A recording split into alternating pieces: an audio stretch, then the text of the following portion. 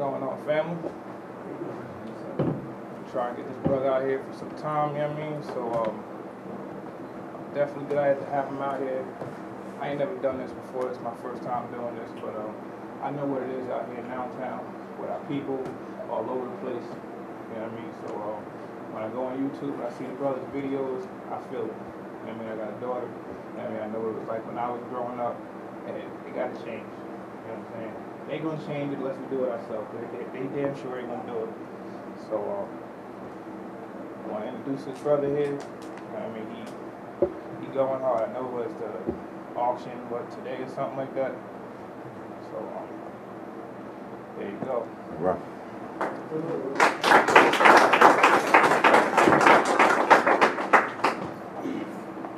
I want to thank everybody for coming out, spend some time this evening, and I do believe that it will benefit you. Number one, if you're a parent. Number two, if you work with children. Number three, if you care about children. So that should basically include everybody in the room. My name is Dr. Umar Johnson. I'm a doctor of clinical psychology, and I'm a certified school psychologist here in Pennsylvania. Tonight's presentation is going to be very intimate because, number one, we have a small enough group where we can conversate along the way. A lot of times when I speak, it's hundreds of people. But this is intimate enough for us to be able to have a dialogue. So when I'm going through this information, if you have a question, stop. We don't have to save questions to the end. We can do it as we go. I want to make sure you understand what I'm going over, because if you're ever in a position where you need to protect your own child or help someone else protect theirs, you'll know exactly what the law is and how to apply it. We're going to talk about special education, which is school psychology, and we're also going to talk about ADHD and the disruptive behavior disorders, which is clinical psychology. I'm actually trained in both, so I do clinical work and I do school work. I want you to understand the commonalities, but I also want you to understand the differences. They are not the same. Clinical psychology is regulated by the American Psychiatric Association, or should I say the American Psychological Association. But the diagnoses we use come from the American Psychiatric Association. If you're a psychologist, you call ADHD a psychological disorder. If you're a psychiatrist, which is a licensed medical doctor, then you will call them a psychiatric disorder. Okay, so that's one thing I want you to know. A psychiatric disorder and a psychological disorder are usually the same thing. It depends on who's saying it. I'm not a psychiatrist, so for me it's a psychological disorder. If I was standing next to a psychiatrist, they would call it a psychiatric disorder, because we use the same book to diagnose. Okay? Special education was created, invented by the United States Congress in 1975. Public Law 94-142 gave birth to special ed. When it was created,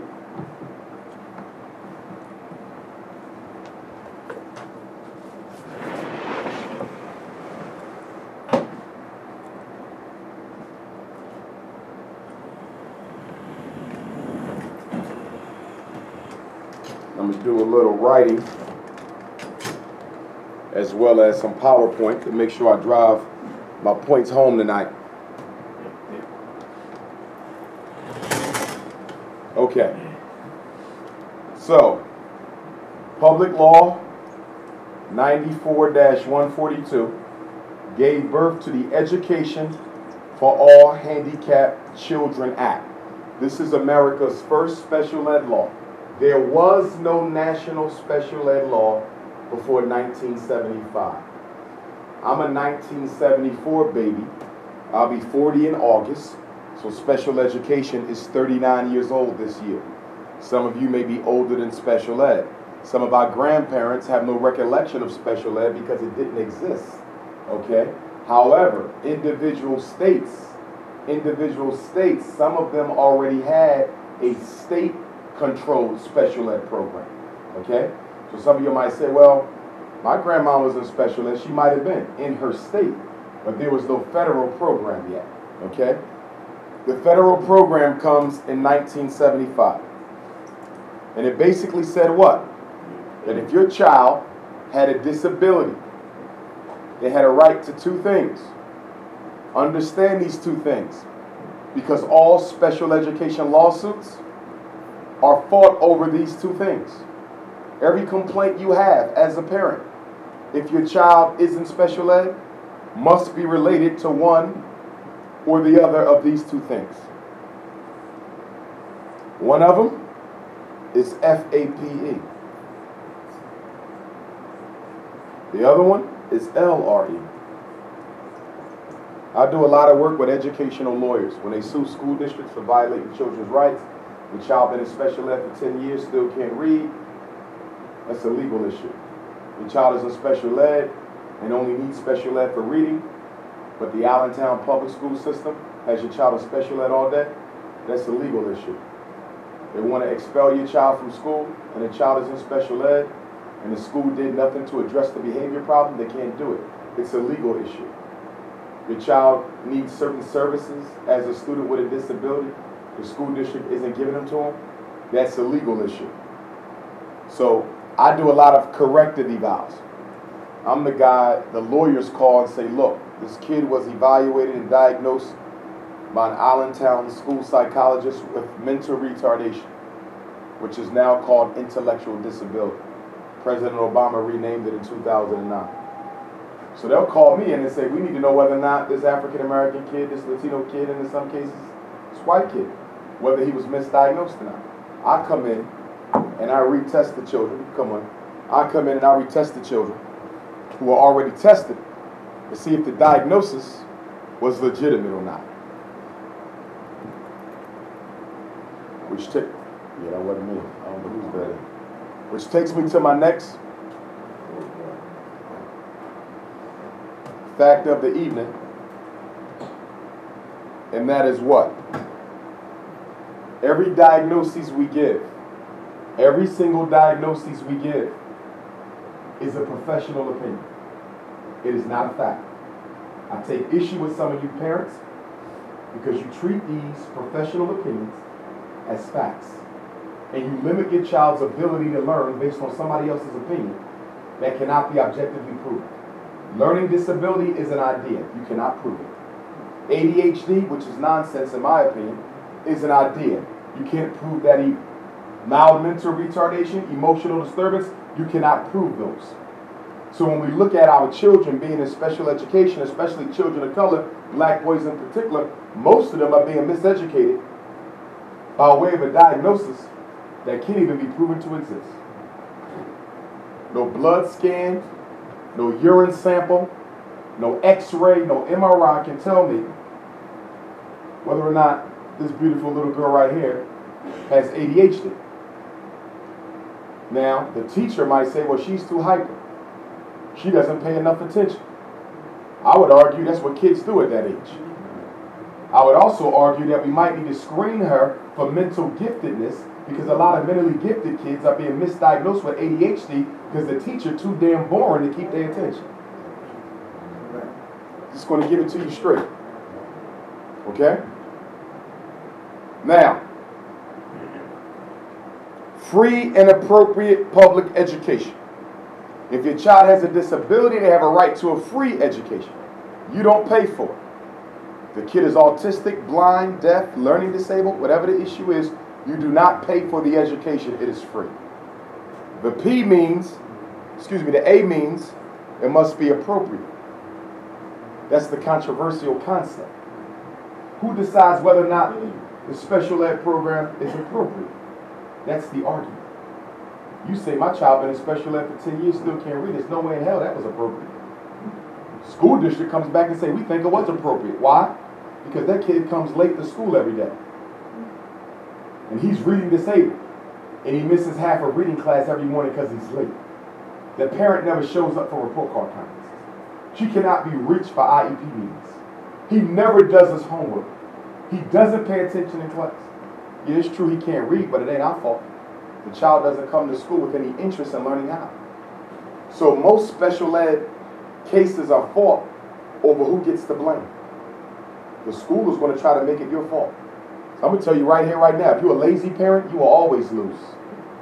If you're a parent who's not involved in your child's education, you will always lose. They will beat. If they can prove that you are neglectful of that child's education, irrespective of what they did or didn't do, you will lose, because the stereotype already is that the poor and parents of color aren't as interested in their child's education as others. Which is why the first thing you have to do is you got to be involved. You won't be able to stand up for your child's rights if you're not involved. Most of us are not involved. A lot of us have our paperwork poorly organized. Parents call me, think my child doesn't need special ed, but they telling me my child does need special ed. I need your help. Has your child been evaluated yet? Yes. When was he put in special ed? 3rd grade. What grade is he in now? 9th. Well, in the Commonwealth of Pennsylvania, a special ed child must be evaluated every 3 years. So if your child went into special ed in the 3rd grade and he's now in the 9th, he's been evaluated 3 times. I need to see the 3 evaluations. I don't have them. How the hell can I help you? You don't even have your son's paperwork. Stop being sloppy. You cannot help your child if you're sloppy. Most of the times, when parents go to due process against the school district, you're normally correct in your argument. The school is miseducating your child. But because you're sloppy and don't have your paperwork and don't keep good notes, they win. And I'll tell you right now what they do in Pennsylvania. You come into the meeting, and just so y'all know, when I talk about due process, I want to make sure you know what due process means. Due process is your right as a parent to sue the school district. But you don't sue them in regular court. You sue them by way of a due process hearing.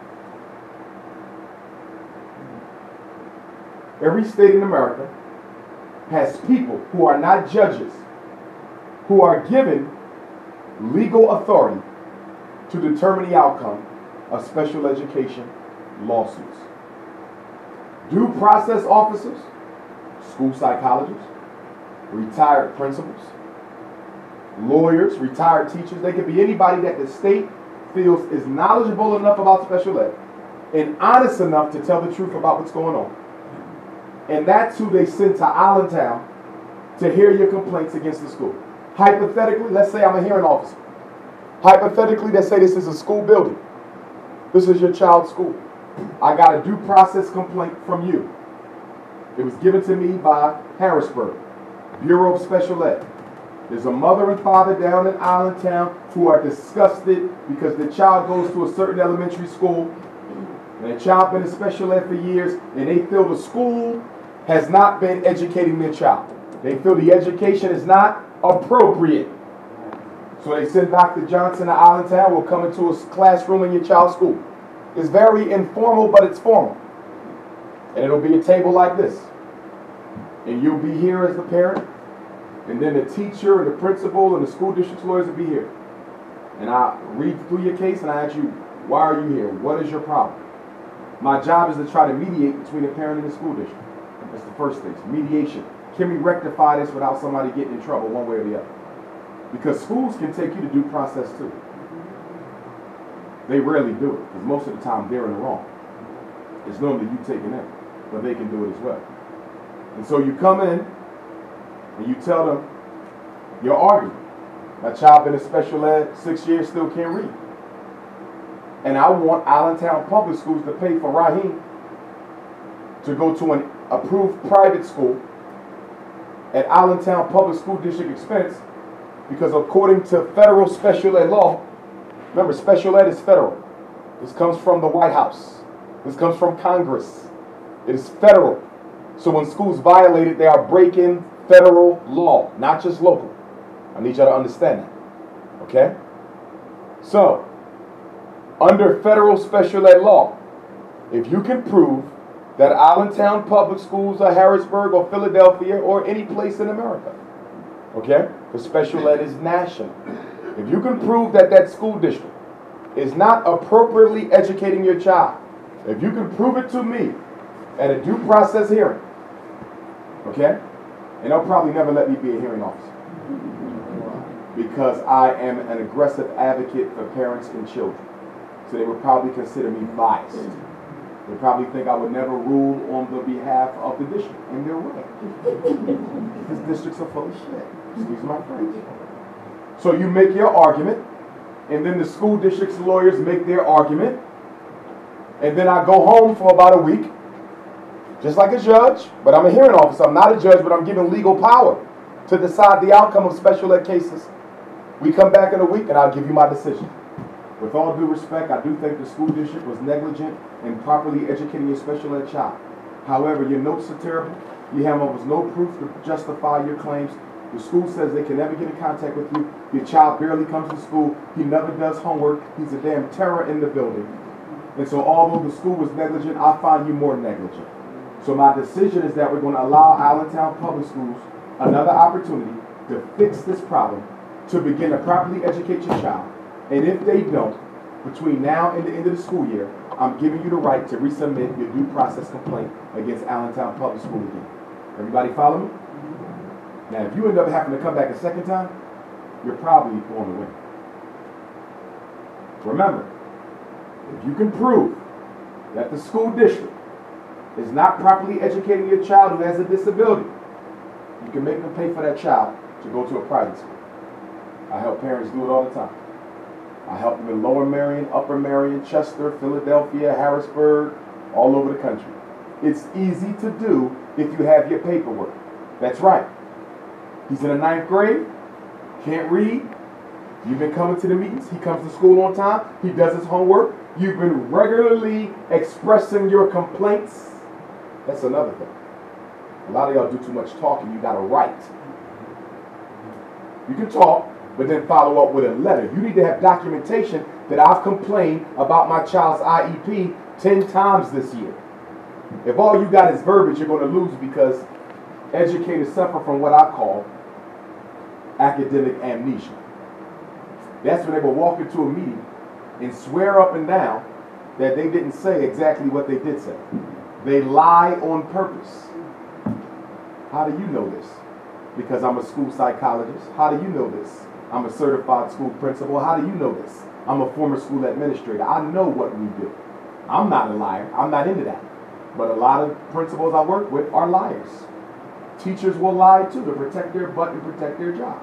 So you need to make sure you have your documentation in order.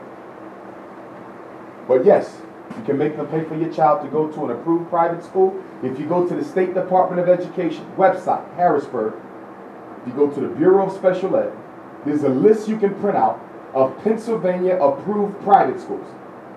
If you win in due process and you prove that your child's school failed to properly educate him given his disability, and the due process and the due processing officer says, you know what, y'all neglected this kid. He's been in special ed since kindergarten, still can't read, he's not retarded, inexcusable. Y'all paying for that child to go to a private school. Then you got to go to the list and select the school you want your child to go to. But you have to do your homework ahead of time. You should come to the hearing knowing what school you want the child to go to. Because you know what they're going to do? They're going to send you to the cheapest one. So you should have already downloaded the list. You should have already went to their websites. You should have already physically took a trip out to the school to see where you think your child will best be served. $30,000 a year school, your child's go for free. Door-to-door service, because you are on your job. A lazy parent is no parent at all. And too many parents are lazy. I'm just going to call it like I said. Yeah, the schools miseducate, but so do you. Schools neglect their children, but so do we. And then we come over here. So faith is the first law. The education must be free. Let me go back to that. I'm hearing special ed parents tell me that I asked the principal if my son could be in that special after-school reading program. And she told me that that program was $50 a week. Your child has an IEP? Yes. That means they're a student with a disability. Yes. That means they're in special ed. Yes. IEP, student with a disability, special ed are one and the same. If you have an IEP, you're a student with a disability, you're in special ed. If you're in special ed, you're a student with a disability and you have an IEP.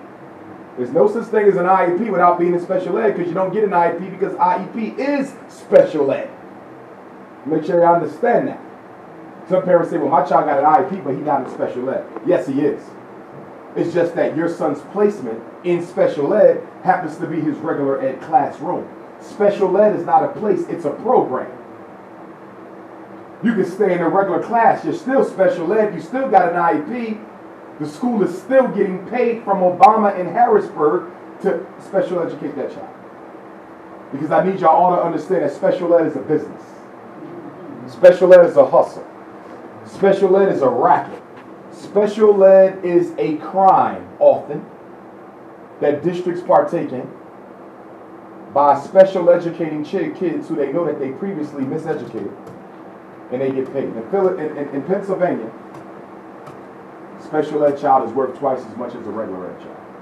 What am I talking about? Everybody here is in 5th grade, for the sake of the conversation.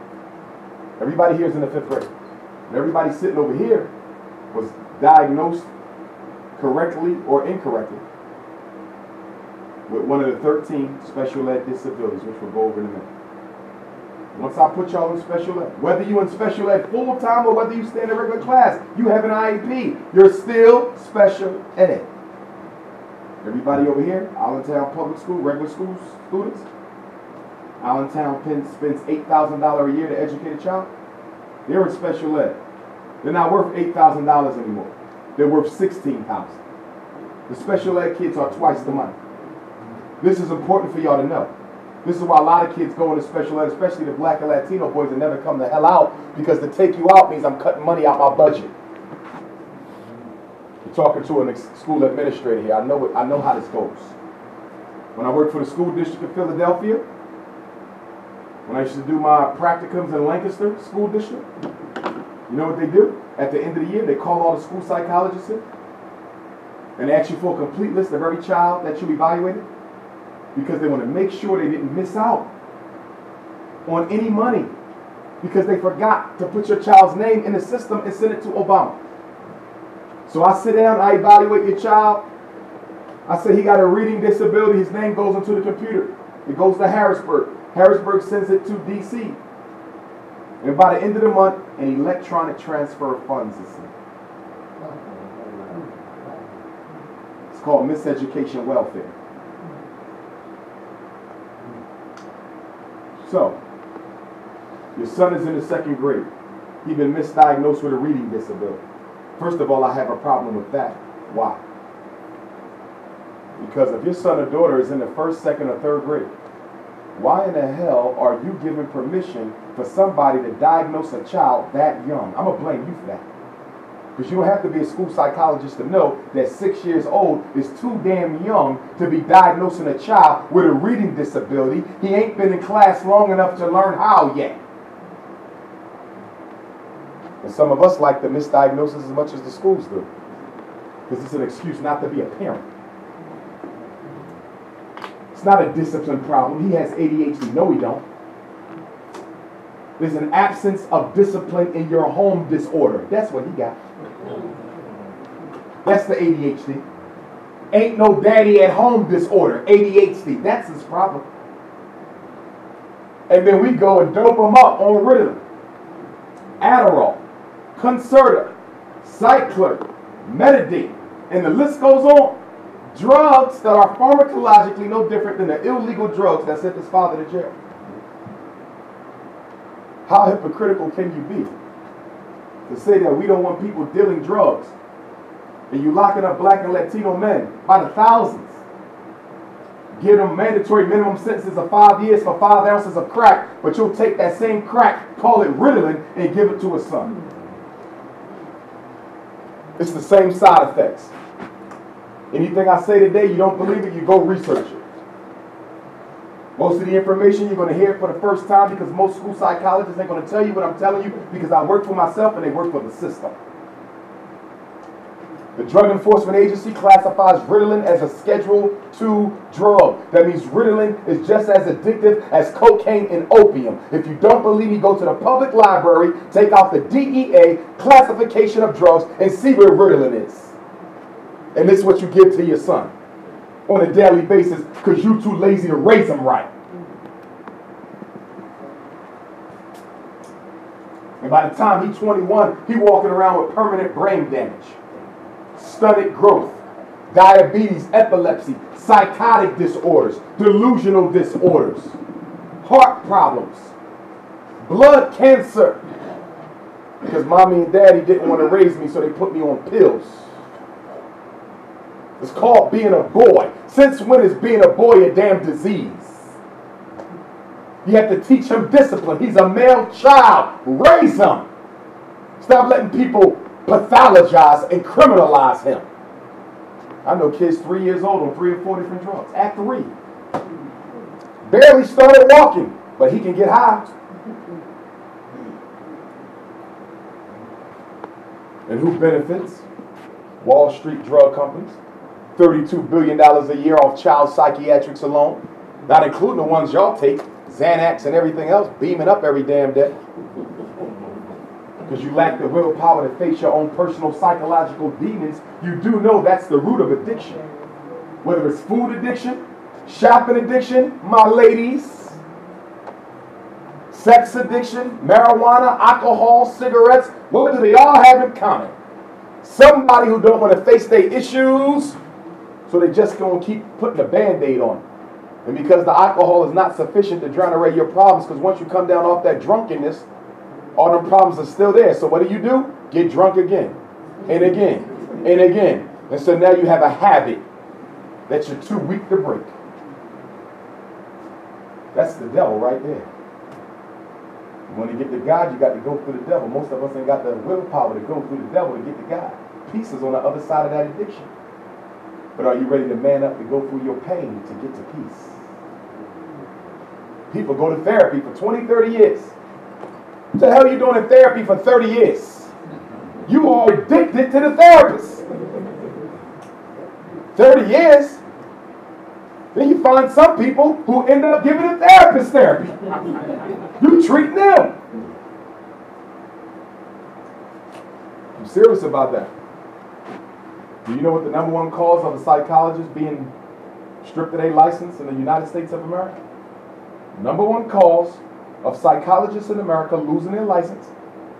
And you can look at the American Psychological Association Monitor, the monthly newsletter. You know what they put on the back of that newsletter? I think they do it, I don't know if they do it every month, but they do it every year, or quarterly.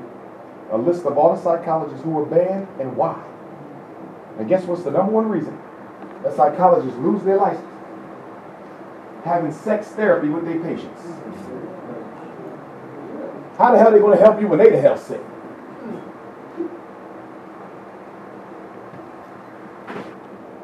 Getting back over here. Least restrictive environment says your child should not be in special ed, absolutely, any longer than what is required for him to learn. Let me give you an example. Your daughter got a math disability. She has a math disability. So that means she should only be in special ed for what subject? Math. But you told me your daughter's in special ed all day. She's in a special ed class all day. So if she only has a math disability, but she spends 100% of her day with the special ed students, she is being miseducated. That is illegal. They are violating least restrictive environment provision. Dr. Umar, my son, is in special ed for ADHD, which you shouldn't have done in the first place, but okay. How does your son do academically? He's good. He's one of the smartest kids in the school. So what is he in special ed for? Well, because they say, you got trouble sitting still. Excuse me. You don't go to special ed because you have trouble sitting still. You go to special ed because you have a problem learning. If your son has ADHD and he does not have a problem learning, he doesn't go to special ed. He gets a behavior plan, a 504 accommodation plan. And we're going to talk about 504. Talk about it right now. Free and appropriate public education. It must be free, it must be appropriate to meet your child's learning needs. Least restricted environment. Your child should not be in special ed any longer than what is necessary in order for them to learn. I'm willing to bet right now that half the black and Latino boys in Allentown are being over special educated. I know this because I know Pennsylvania.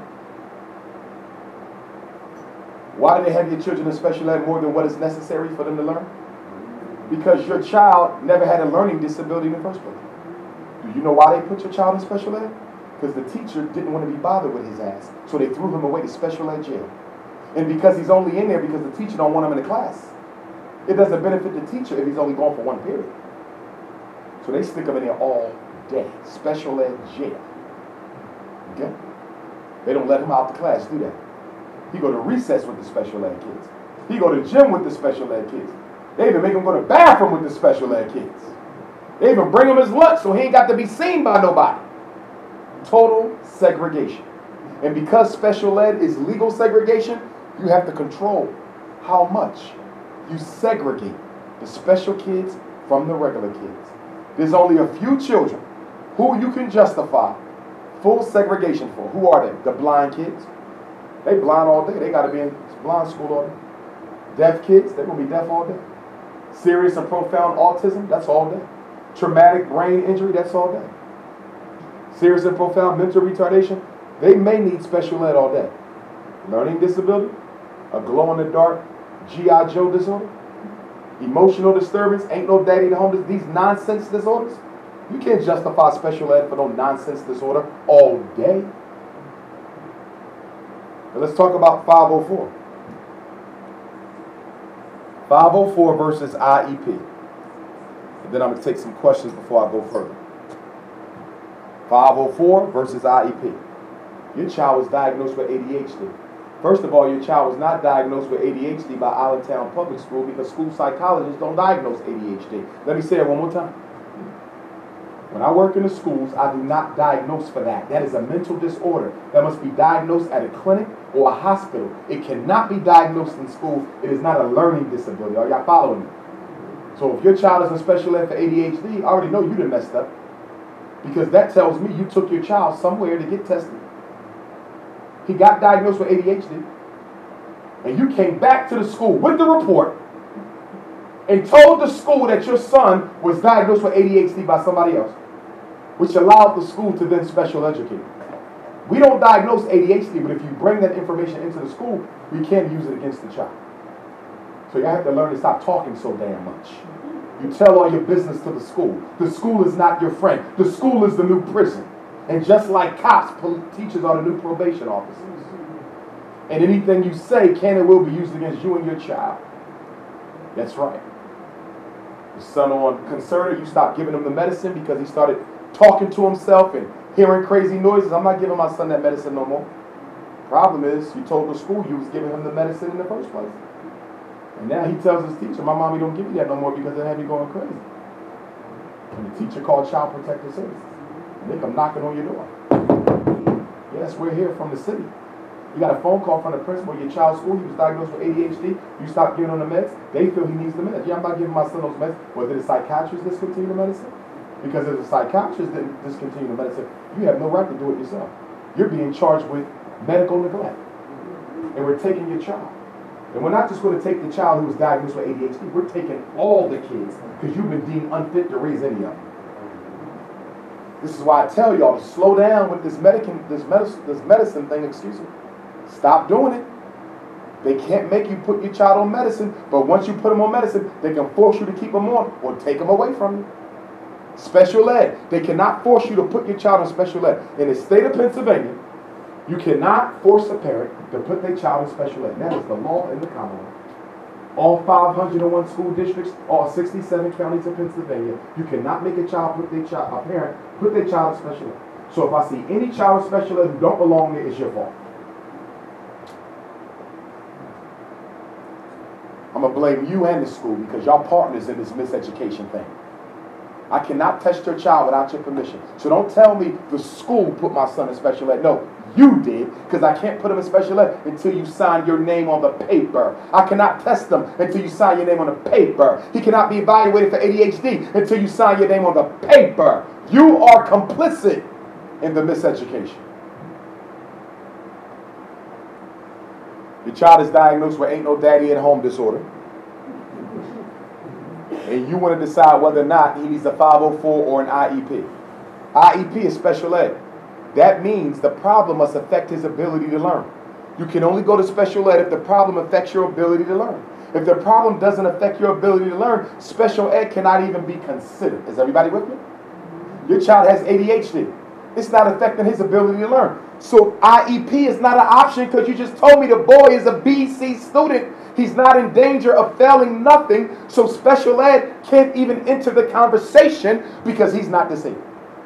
But Dr. Umar, the teacher complaining, he can't sit still, can't pay attention. Yeah, he's smart, but he's disordered. Special ed is not for the disorder. Special ed is for the learning disabled. So we have to come to 504. 504 is a law that comes from the Americans with Disabilities Act. It says if a child has a disability and needs accommodations, not learning modifications. Special ed, you modify the curriculum. Special ed, you modify the learning. Special ed, you dumb down the instruction. Is everybody with me? When a child goes in special ed, you are dumbing down his learning. Period. Which means he ain't likely to graduate on grade level. Which means he ain't going to get a regular diploma in the Commonwealth of Pennsylvania. Something the principal is never going to tell you, so I hope you just heard it.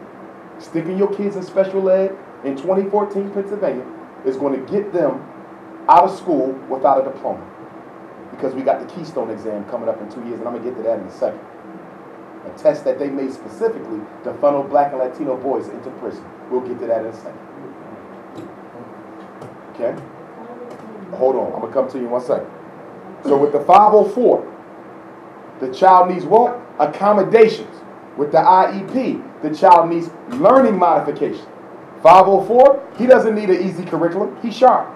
He don't need you to dumb down the learning. He can do just as well as everyone else in the class. But what he does need is regular breaks because he's ADHD. What he does need is a behavior plan because he's ADHD. What he does need is extra time to take his tests because he's ADHD. What he does need is regular meetings with the school counselor to review his behavior because he's ADHD. But are we touching his learning? No. Are we touching his curriculum? No. Are y'all following me here?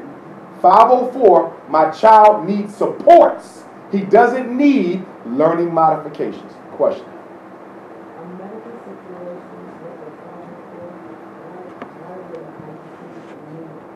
Why would an IEP? Yeah, we need it. I had a situation where my child had a medical disability, and then he had a 504 and an IEP. You can have both. I believe it's overkill. Why? Because on an IEP, you can list all the accommodations, right? Anything on a 504 can be put on the IEP accommodation page. So I don't see a need for two unless you feel the school isn't going to uphold the agreement, because the IEP is a legal agreement between the school and the parent and the district. If you feel the school is going to cut corner, I would get a separate 504. Why would I get a separate 504? Remember we talked about due process? You can take the district to due process. And you can sue for comp ed. You don't get money. You get money put in an account that your child can use later. But you don't get no cash payout. 504 doesn't fall under special ed. That's civil rights law. If they violate your son's 504, you get a regular lawyer, you sue in regular court, and you can get a paycheck. Did everybody hear that? 504, you go straight to the regular judge, the regular court, because your child's civil rights are being violated. He's being discriminated against for his disability. My son got ADHD and they suspended him like he's crazy. They can't do that. He has protections. 504 protections. You can't keep suspending him. I'm suing. Now, most of us been led to believe that the IEP is stronger than the 504. Nope. 504 is stronger. Civil rights law is a whole lot stronger than special ed law. Most parents don't know that. And why don't schools tell you about 504? Some of y'all might say, I never heard of a 504. They just wanted to put my kid in special ed. Why didn't the school tell you about 504? It's about money. I already told you when we put a kid in special ed, the school gets twice the money. When you put a kid on a 504, they don't get a penny.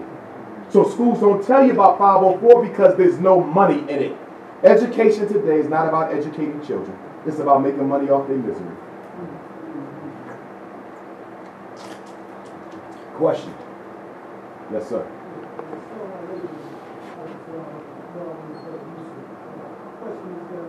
You made a good point earlier when you said about how special education for the school district, how it looks like it's rearing children in prison. You know what I mean? Because when I was in New York in the 80s, and unfortunately I was a victim of special ed myself due to behavior problems like back in school, even for that you said earlier, like that in the home. But you know, I didn't have a learning disability. My whole thing was I had a problem. My hands on the fight. The thing was, I was very sharp. I knew I learned. I was very educated. It seemed like at the same time, from a psychological point of view, you were being isolated and separated from the rest of the community in the school. Yes. It almost seemed like they were putting us in the hole. Like we were going into the box or something, you know, like when you were talking in isolation. You were being was like administrative segregation. Yes. And you made a very valid point on there, I think, about, you know, how this really, it looks like they're really black and Latino children going to prison. Let me speak to it. Let me speak to it. Yes, sir. They segregate each other. Because as I said earlier, the teacher didn't want to be bothered with y'all, so they put you in a separate place. That was illegal. Because the law says what? Least restricted environment. Unless they can justify why you got to be separated from the rest of them children, your parents could have sued. Problem is a lot of our parents don't know the law. That's why I'm here today, to introduce y'all to special ed law and regular ed law. And if you're interested, you'll have the opportunity to purchase my book on the back table, Psychoacademic Holocaust, the Special Education and ADHD Wars Against Black Boys. It's the only book ever written by a black school psychologist that teaches parents how to fight back against the school when they try to special educate or medicate unnecessarily. You see? And it's a shame because when we look at school psychology as a profession, 99% of all school psychologists in this country are something other than Latino and African American. That means most of the people who are testing our children don't understand their culture. I'm not going to say they are out to get our children, but they're not culturally familiar. How is that relevant? If one of these young men come to me and I got to do an evaluation, the minute he sits down in front of me, I know if he's going to give me his best. I know if he's BSing me. I know if he's lazy. I know if he's having a bad day. Why do I know? Because I used to be him. I understand the nonverbal cultural communication. You understand? So I'm going to say, I'm not testing him today. Well, why not? Because I know he ain't ready. If I test that boy today, his IQ score is going to come up so low, he's going to look retarded and he's not. You see? Because I understand the culture because I'm in it. But if I don't understand the culture, I might think he did do his best. And I misdiagnosed that boy as retarded. He wasn't retarded, he was lazy. Y'all following me? And that's why in the United States of America, black and Latino boys 4 times as likely as a white child to be misdiagnosed as retarded today. Which is why if you ever get an evaluation for a kid, and someone is calling them retarded, I don't care what color the child is. I fight to protect a child no matter what color they is. I work with my white parents too. You ever get a diagnosis and they say your child is retarded, you're going to fax that to me. I want to see it. Because too often kids are being misdiagnosed as retarded, and it's insane. And I'll tell you why it happens. Because they don't understand the culture of communication. Children are lazy, not putting forth their best effort. They score low on the IQ test. You score into 70, they're going to start calling you intellectually deficient. Now the IQ tests are culturally biased against African American and Latino. Most of the language used is middle class, upper middle class European American language. So what trips our kids up on the testing is the fact they don't understand the words in the question. If they understood the words in the question, they would do well. But as the psychologist evaluating your child, I know that if I helped him understand what this means, he would get it. But guess what the book says? The test manual says you cannot change the wording of the question. So a child who looks retarded could have easily been mentally gifted, but I'm not allowed to help him understand what the hell they're asking. And this is by design. This is by design. Why are they giving our Pennsylvania children a Keystone examination in 2017, 2016? First class will have to pass it. I want y'all to understand this. First of all, Pennsylvania spent over $20 million for it, I think. For it to be designed. They say they ain't got enough money for nothing else, but you got $20 million for a graduation test that you know the black and Latino kids from the inner city ain't going to pass because they're not being properly educated. And if you don't pass this test, guess what you get? Not a diploma, but something called a certificate of completion. Thank you. A piece of paper, you get a piece of paper that says you came to school for 13 years and didn't pass nothing. You can't use it to get into the Army. You can't use it to get into trade school. You can't use it to get into college. That means you have no future. That means you're going to go to the street corner and participate in the illegal economy, which is going to send you to Holmesburg or Lancaster or what we got down here in Philly? What's the big prison? Gradford. Rockville. And in Gradford, they're expanding Gradford. Gradford is about to be 4 times bigger than what it is now. Why? Why is Pennsylvania building 4 new maximum security prisons? Because they know this test right here is the weapon of mass destruction. They know our boys are not going to pass it, and so they're building jails to catch all the ones who fail it. And then some of y'all said, well, can't they take the GED? Let's talk about that. What did we get on New Year's Day? New Year's Day, we got a brand new GED test. There's a new GED test that is just as hard as the Keystone. So if you say, well, my son going to take the GED, if he don't pass the Keystone, you better think again because the GED is the Keystone. You see what's going on here? They are engineering crime and failure and poverty at a level you've never seen. I'm going to get to that in a second. What do we do about it? But let me finish it. Hold that thought. The child is going to be given 10 tests. 5 will be math and science. I want you, and I want you, and I want you, and I want you. I'm going to come to you in a minute, sir. I want y'all to pay attention. Because most of y'all going to have to pass this test. My 4 young brothers in the back. Playtime's up. It's time to get serious about school. Parents, them damn cell phones, it might be time to get rid of them. The video games, it might be time to get rid of them. Internet, cable, it might be time to get rid of them. And why do I say that? Our children, black, white, purple, are wasting their lives away because they have all these technological distractions. This right here is going to cause him to fail that damn Keystone. This iPad is a weapon of mass destruction. That Xbox is a weapon of mass destruction. Our children are spending too much time playing around when they should be reading books. You want to know why the illiteracy rate in Pennsylvania is so low, even for white students? Because they got gadgets now. Before you had to read to entertain. Before there was a television, you read for pleasure. That was the activity. We don't read no more. We got video games and Xboxes and all these dummy down technological devices. And now we fail in these tests. My recommendation, your child shouldn't play video games except on the weekend. Unless they straight A's. If they straight A's, they can play on the week. If they ain't straight A's, you play on the weekend and you don't play all weekend. Because there's something called video game addiction. It's not an official diagnosis yet, but it needs to be. There's a book called PlayStation Nation. You might want to read it. They did research that showed that when a child is playing video games, the sections of the frontal lobe that are excited during video game use are the exact same sections of the frontal lobe that are excited during crack cocaine use. So when you say, why is that boy acting like he addicted to that game? He is. The excitement of the video game has so drawn in his mind that he becomes one with the machine. And some of your kids won't get up and go to the bathroom. They'll pee on themselves to keep on playing.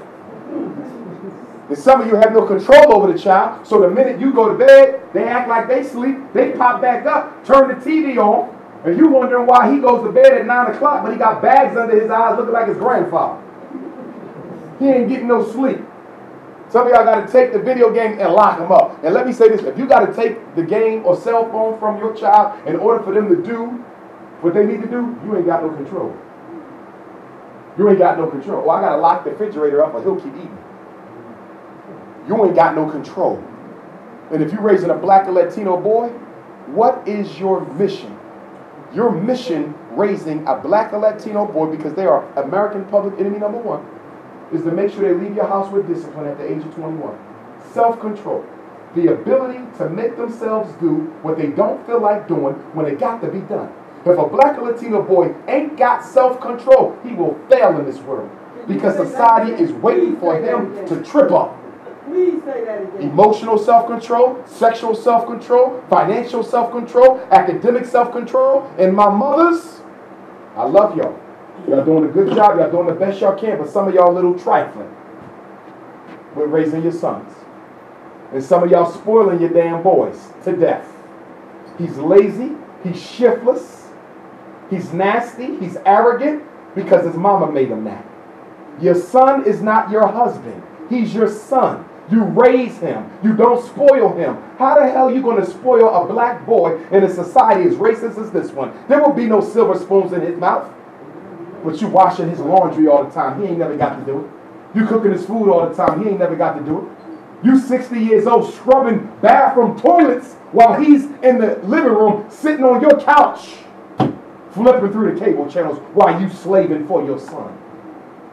You ain't raising him, you're messing him up. And not only are you messing him up, you're going to mess that girl's life up that he's going to meet. That's right. I'm going to say it here and now. A lot of black and Latino mothers are turning their boys out to be the exact type of man they would never want their daughter to marry. That's right. Ain't that something? Sister's talking about where the good men at. Ain't none, because you raising bad ones. I'm being real. And fellas, some of this is on us, because I can't expect a mother to do a perfect job with a boy, because it's not natural for a woman to have to raise a male child. So that means all the men in Allentown have to rally around the single mothers and help them out, as opposed to just staring at them and watching them make mistakes, when you should be on your job helping her with that boy. Until he gets your daughter pregnant, now you want to wring his damn neck. But if you would have played father figure to that young man, he might have never got your daughter pregnant, so that's your fault your baby girl pregnant. So with the Keystone exam, they're going to get 5 math and science. They're going to get 5 social science. History, civics. It's the Keystone. So it's going to be Algebra 1, Algebra 2. Then they're going to have calculus, trig, arithmetic, 5 math and science. Then over here, language, history, civics, world history, government. Okay? I'm not too worried about that side. A lot of our kids will get that stuff right, because they're indoctrinated into the whole George Washington thing, right? This side, I'm scared, because black and Latino kids are allergic to math. You don't believe me? Take out a math book. They break out into chicken pox. And why are our children allergic to math? Because math is the one subject in school that you can't get an A in just by memorizing information. Math is not a robotic skill. You got to practice it. You got to study it. You got to apply yourself. You can pass science. You can pass history. You can pass language just by memorizing what the hell the teacher said. But with math, it don't work that way. You got to understand the concept and be able to apply it. And this is why homework is so important. So according to the Keystone Law, the child has to pass 6 of 10 subjects. The child has to pass 6 of 10. If they fail more than 4, they don't get a diploma. I want my brothers in the back to hear me. If any of you are graduating, and I know you young ones are, class of 2016 or further, if you fail more than 4, you don't get a diploma. Parents, y'all better hear me. Y'all raising these young ones, y'all better hear me. It's a new game. And this ain't just Pennsylvania. The whole country moving towards this. There's 26 states with mandatory graduation exams, and I ain't got to tell you what the black male graduation rate is in them states. And I ain't got to tell you what the mass incarceration rate is in them states either. Why are they doing this, Dr. Umar? And then I'm going to take these 3 questions I got and more. Why are they doing this? Why are they giving all these tests? They're testing our kids to death. Why? Because you're no longer needed for the American economy to function. They don't need any of the black and Latino males, and they don't even need half the white males. So we got to come up with ways that we can disenfranchise them, so we can blame them for why they not got a job. We can blame them for why they didn't get accepted to college. We can blame them for why they going to jail by cutting off opportunity based on a test score. Now let me ask y'all a question, because I'm a school psychologist, so this is my expertise. What is the relationship between your child's Keystone exam score and their ability to finish college? What is the relationship between your child's SAT score and their ability to finish college? What is the relationship between your LSAT score and your ability to finish law school? What is the relationship between your MCAT score and your ability to finish med school? What was the relationship between my GRE graduate record exam score and my ability to finish my doctorate at the Philadelphia College of Osteopathic Medicine in Philadelphia? What was the relationship? 0. 0. The IQ test has no predictive validity. The Keystone exam has no predictive validity. The PSSA has no predictive validity. LSAT, MCAT, if none of these tests can tell you whether or not this child can be successful, why do they give them in the first place? You know why? Because it is the new Jim Crow sign. Instead of saying colored only, you say a 1200 score only, a 130 score only. They use the numbers now to keep you out instead of the words. It's the same Jim Crow system, but with the numbers. It's the biggest con game being ran on parents in America, black or white. That when you get that test and you start reading the PSSA, oh, my baby scored below basic. Your baby might have been below basic, but your baby might have been proficient. So how does a proficient child end up with a below basic PSSA? Couple reasons. I gave you one already. The damn language in the questions. Confusing the hell out of kids. That accounts for 25% of the variance. Another 25%, your lazy ass child who rushing through the items, ain't taking their time, could care less if they pass or not, because my mama going to buy me a new pair of Jordans, whether I'm flunking or not, because that's my mama. That's right. I would argue the biggest cancer amongst American school children, especially black and Latino, they don't value academics. They come to school and daydream, text all day on their phone. Why are you sending your child to school with a cell phone for? Some kids need it, but you need to instruct the teacher to take it until the end of the day, because some teachers will let them sit there and play on their cell phone. Why? Because if they're busy, they're not getting on my nerves. So if you're someone to come to my class and play video games on his damn smartphone, I don't care, because I ain't got to worry about yelling at him. That's right. They got to deal with your child. That if you be quiet, I will allow you to flunk the hell out of my school. I'm telling you what I know, not what I think. I work in schools. I see it every day. But you won't see this on CNN, because this is the real story. So brothers and sisters, one more thing I want to say, then I'm going to go to some questions. I didn't even get to the PowerPoint. I done caught the Holy Ghost. But that's all right, because y'all not too far from me. So maybe what we probably do, and I'll talk to Brother Muhammad about it later, maybe once a month we'll do like a regular lecture series. Y'all can come and we can cover different topics on different things, okay? One thing we need to do, I don't know if we got a sign-up sheet in the back. No, brother. I would like a sign-up sheet because we need to organize the Allentown Independent Parents Association. Okay, so we can organize y'all to bring some change in the schools. There's a lot you can change if we just come together. Last thing I want to say on this before I go to the questions, and I didn't forget your hand there, sir. If your child fails any of the 10 Keystone modules, the failing score is converted into a 0. And that 0% is averaged in with your child's end of the school year grade, and that will determine what they get on their report card. In other words, they want to make sure he can't pass if he fails. Your child got a 100 perfect A in science. He gets a 59 on the Keystone. The 59 is converted into a what? 0. 0 plus 100 divided by 2 is a 50. He was a perfect A, but he fell in now. Welcome to the new Pennsylvania. That's why they're building that extension on Gradiford. Let me take some questions. I had one over here before I come. Yes, sir. And then you next. Keystone exam. Has that just been implemented? The law was passed about 5 years ago, maybe. Okay, so now I'm just hearing about this now. Oh yeah, they don't want to tell you. They told you at the last minute, so you can't fight it. Exactly. So what can we do as a people to, I don't know, call it parents or you know, 'cause this is crazy. This is real. I mean, I understand the whole concept. I mean, honestly, you know what should happen? There should be a million parent march at the State Department of Education in Harrisburg to undo it. Right, what I see now on a daily basis with kids, period, and now this is getting ready to happen, and That's right. jail system going on.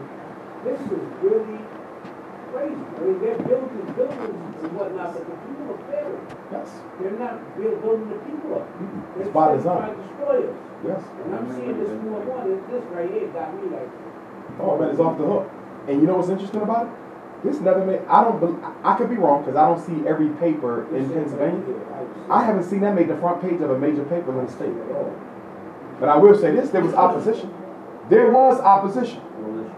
Even some of Pennsylvania's all-white school districts, I'm talking upper echelon, opposed it. The Pennsylvania, there's an organization of superintendents of Pennsylvania, they opposed it. The NAACP, State Education Conference opposed it. They had opposition. But like one gentleman told me, who's a part of the think tank that created this filth, he said, ain't nothing you can do to stop this because this is a national movement and Obama is behind it. Yes, Obama is a supporter of mandatory graduation. You know, the same black president got danced in the street for 6 years ago, who done absolutely nothing for you. Sing now, Kumbaya. Keep singing Kumbaya. And then when Hillary comes, you can sing Kumbaya some more. I don't think she is either, but whoever going in there. But this means that we got to buckle down on the children. Now there is an out. I will come to that in a minute though. Yes, sir. This is very beautiful situation. Republican and public court situation come down to point from you this way. Say it one more time. So this is governor's position on the situation. Republican and come out with this situation. Oh, he's off. Child to fail to be in a box and go nowhere. Because he wants to shut down public schools and turn everybody into charter. And let's talk about that. The charter school hustle and the voucher hustle. Let me qualify because I don't want y'all to get me wrong. I'm not demonizing anyone who has opened a charter school in Pennsylvania. Some people do it for the right reasons.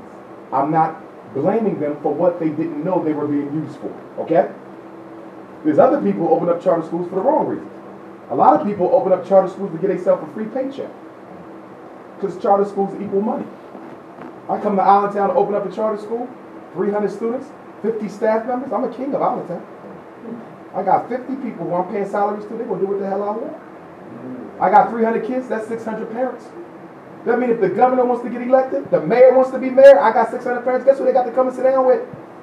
A charter school CEO is a power broker. They don't open charter schools to teach. They open up charter schools to increase their personal political power. I want to wake y'all up tonight. Y'all been drinking that Kool-Aid.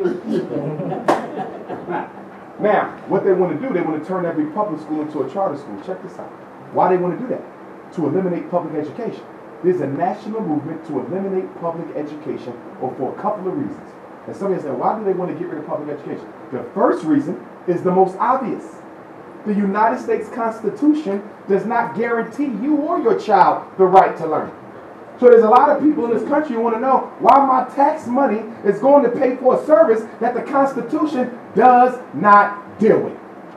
You don't believe me? Go home, look at the Constitution, and tell me where it says you got a right to learn. It's not a constitutional right.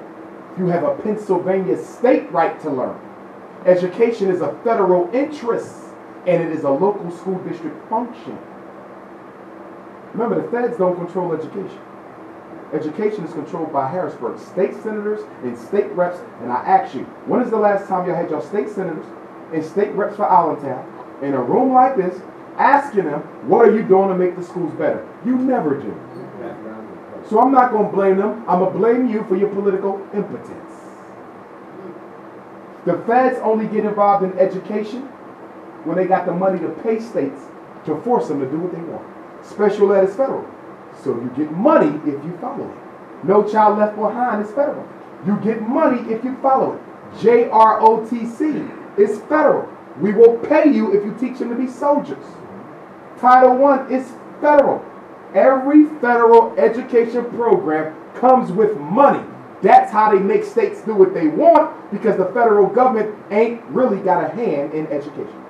Obama is the least powerful entity when it comes to education. Harrisburg is. And how often do you go to the meetings with the state board of education? You know we got a state board of education. They meet on a monthly basis. You hardly see any parents there, black or white. And seeing a black parent there is like seeing an eclipse or something. When's the last time y'all went to the local Allentown Public School District school board meeting? You never go. This is where the decisions are made at, people. And we're not there. That's called disinterest. One other thing. The solution. Brother Muhammad mentioned it earlier. For those of y'all who don't know, there's a historically black college in Lawrenceville, Virginia, called St. Paul's College. It was opened in 1888 by a friend of Booker T. Washington named James Solomon Russell. He graduated his last class June of 2013, and it's been closed since. I'm in the middle of a fundraiser to raise $2.5 million to try to buy that school and turn it into a residential academy for African American boys. Latino boys can come too.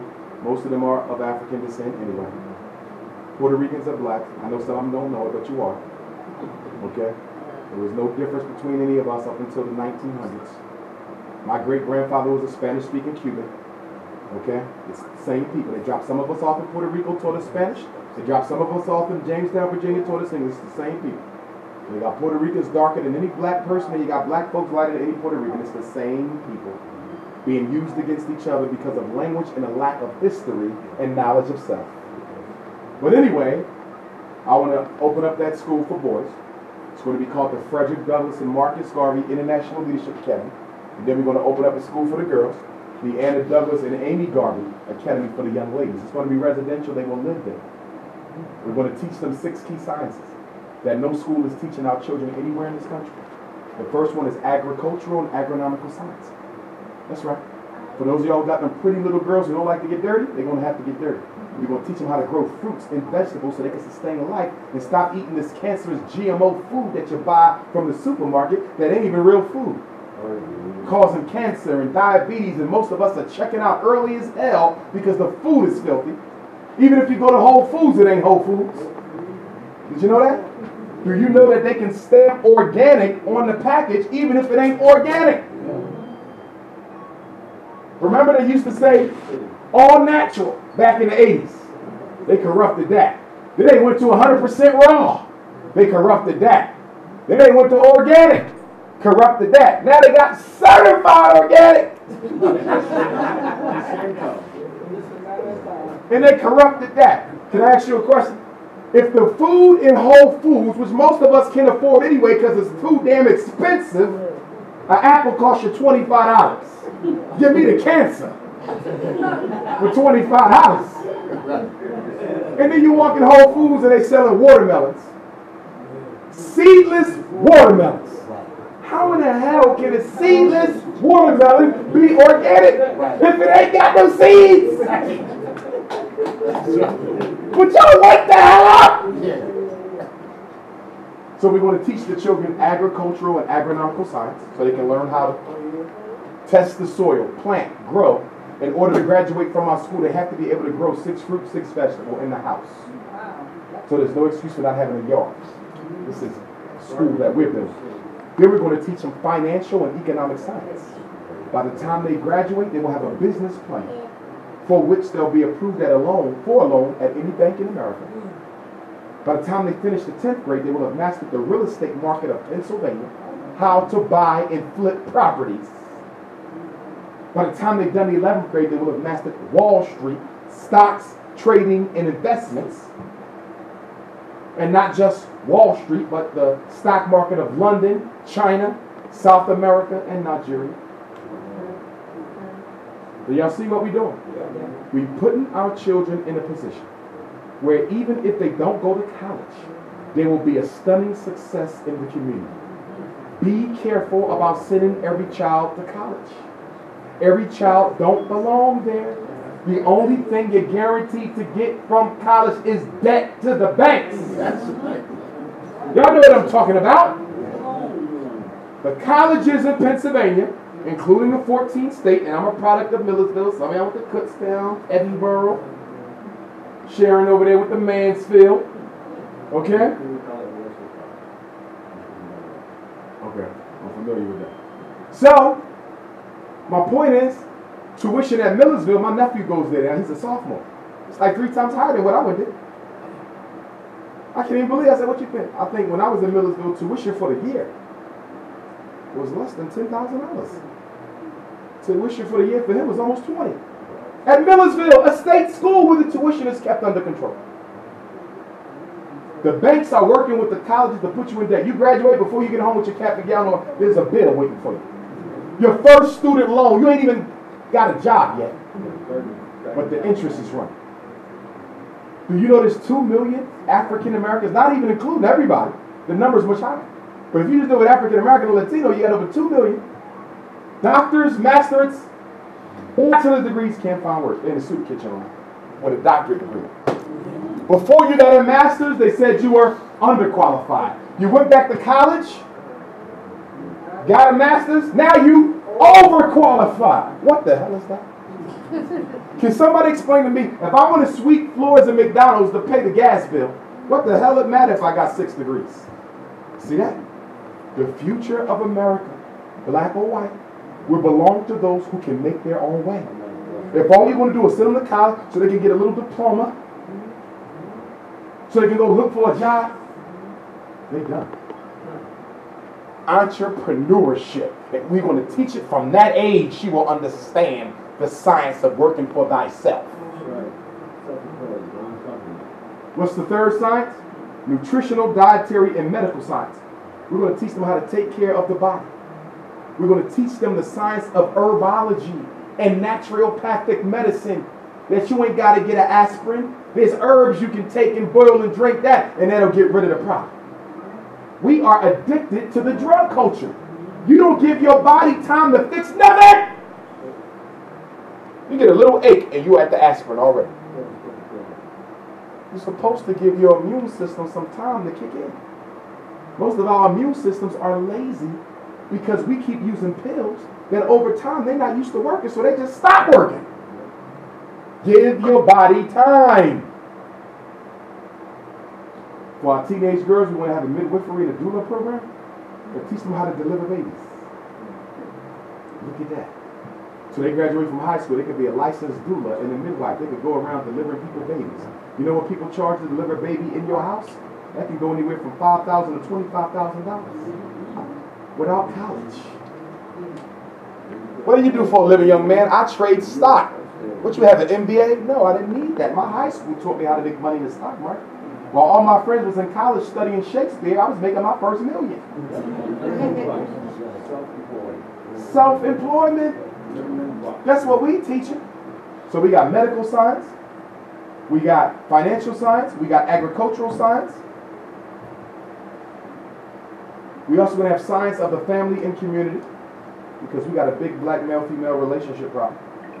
And we got to teach the girls how to treat the men and teach the men how to treat the women, because we have lost it.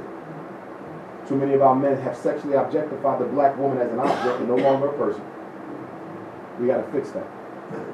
We want to teach them how to come into a black community and build it up from the ground up. How to organize people, how to build institutions. Teach them the first thing you build is not a church, but a bank. So people have access to wealth to build up the infrastructure of the neighborhood. Church, church, church, church, church. Anybody see the documentary on the Korean takeover, the black hair industry? Brother went to the Korean wholesaler of wig and perm. And he tried to get a wholesale deal. This is the Korean too. He said, no, we don't do business with y'all. You buy retail. Better yet, why don't you stick to building churches? That's what y'all do. Leave the business to everybody else. That's black people's reputation. Selling Jesus without putting no jobs in them.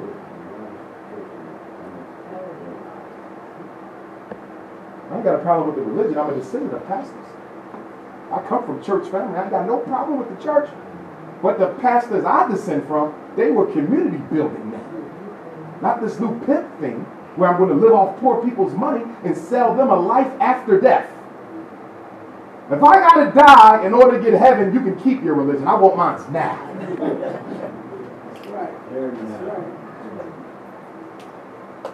Jesus said the kingdom of God is here and now, but he's telling you, you got to die first. He ain't have to die. You see his Mercedes is shined up. He ain't have to die, did he? He eating at the finest restaurants. He's telling you to wait till you die to get to heaven, and he already got it on your check. That's right. Damn, pimps. That's right. So that takes me to the next science we're going to teach. African spirituality and cosmology. We want to teach our children. We will respect their religion, whatever it is, and we will teach it to them so they understand it in a respectful fashion. But we're going to teach them the traditional science of ancient Kemet, Nigeria. We're going to teach them Lukumi and Palo. We're going to teach them the sciences of voodoo. We're which has been corrupted by Hollywood and turned into devil worship. That's original traditional worship of the Most High God. We're going to make sure they understand traditional African mysticism, from which all your religions come in. Nothing wrong with the religions. I was raised Muslim.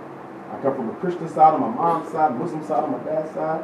My grandmama Jehovah's Witness, my uncle, a guy in the earth. I grew up with everybody. Damn! Right, well, I'm a psychologist. People was great! I'm kidding. But, so we're going to give, and then we're going to give political and military science. We're going to make sure they understand the world that they live in.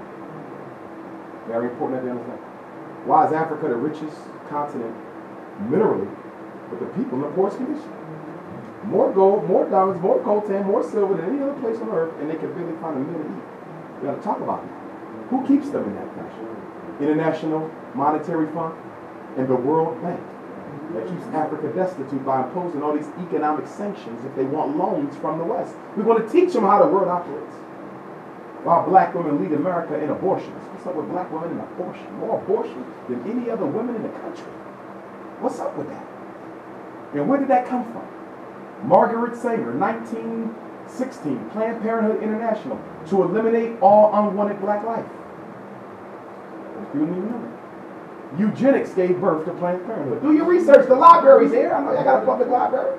Racism created Planned Parenthood. Isn't that interesting? We talk about the brothers killing each other on the corner. What about the women snatching them babies out their belly? Ain't that still homicide? No, we can't talk about that. And then we're going to teach, what am I missing? Financial and economic, political and military, dietary, nutritional, and medical, agricultural, agronomical, spirituality, and science of the family community. Our college will rest on them six. We're going to have a farm, which is why I don't want no regular school. This is why I'm trying to buy this historically black college. St. Paul's is selling for $2.5 million. The auction was today. We had a fundraiser that started May 20th and went to the day we raised $100,000. But we're not done. We raised enough to pull the school off the market, $100,000. But they're giving me 60 days to come up with the other $2 million and some change. So guess what all y'all going to do tonight? You're going to go home and you're going to go to my website, Dr. Umar Johnson School.com. And you're going to take out your credit card and you're going to donate something, whatever you can afford. If you can only afford $1, you give me $1. And some of y'all living real comfortable, so I don't want no damn dollar because I'm going to give it back and smack you. You can give me 50, I want 50. You got 100, I want 100. You got 1,000, I want 1,000. Largest donation I got came yesterday from an elder out of St. Louis, Missouri. He gave me a $1,200 donation. But I know some people only got 5, only got 10, but you give me something. Because our boys need a place of their own, free from special ed, free from exposure, free from discipline. Do you realize that Pennsylvania is in a neck and tie race with Texas for suspending and expelling the most black boys in this country? Do you know where you live? Black boys are catching hell in these 501 school districts like crazy. That's right. This is up Texas, where you live at. Pennsylvania has more prisons, federal prisons, than almost any other state in the Northeast Corridor.